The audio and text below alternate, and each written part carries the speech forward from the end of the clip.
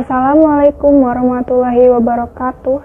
Perkenalkan, nama saya Salsabila Azahra dari Teknik Biologi 2021 dengan NIM 0307 1282 126034. Kali ini saya akan menjelaskan materi mengenai mineralogi optik 1. Mineralogi adalah salah satu cabang ilmu geologi yang mempelajari mengenai sifat-sifat optik dari mineral. Dalam mempelajari ataupun mendeskripsikan sifat-sifat optik dari mineralnya, digunakan suatu mikroskop yang disebut mikroskop polarisasi.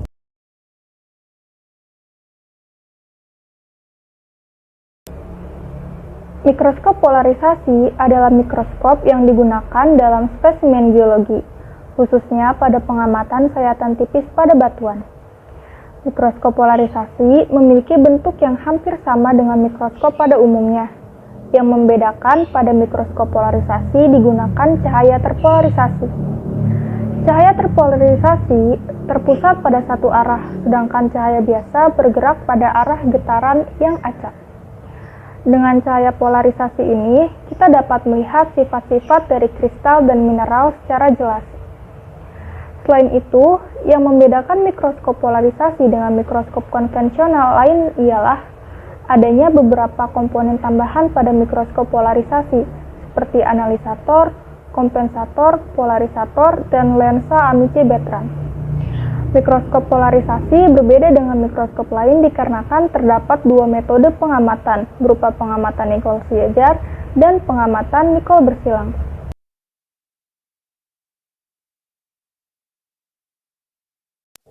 Pada mikroskop polarisasi terdapat 4 komponen, yaitu kaki mikroskop, substage unit mikroskop, tubus mikroskop, dan lengan mikroskop.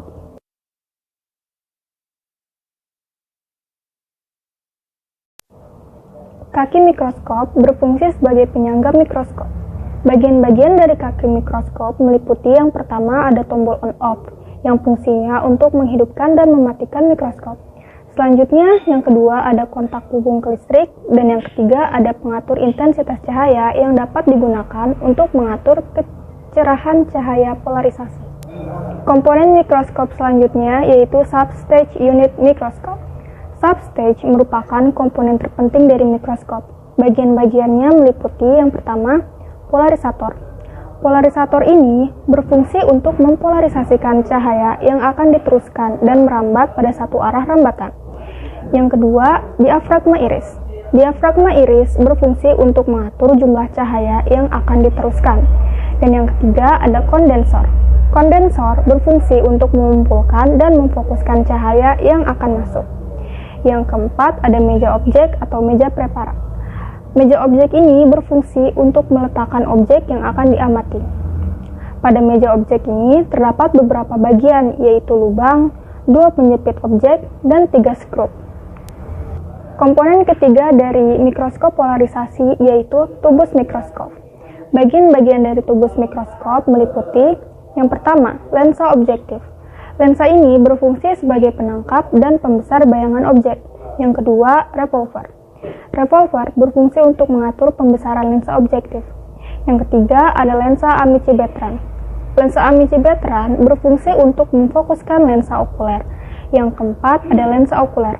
Lensa ini berfungsi untuk memperbesar bayangan objek. Kelima, analisator.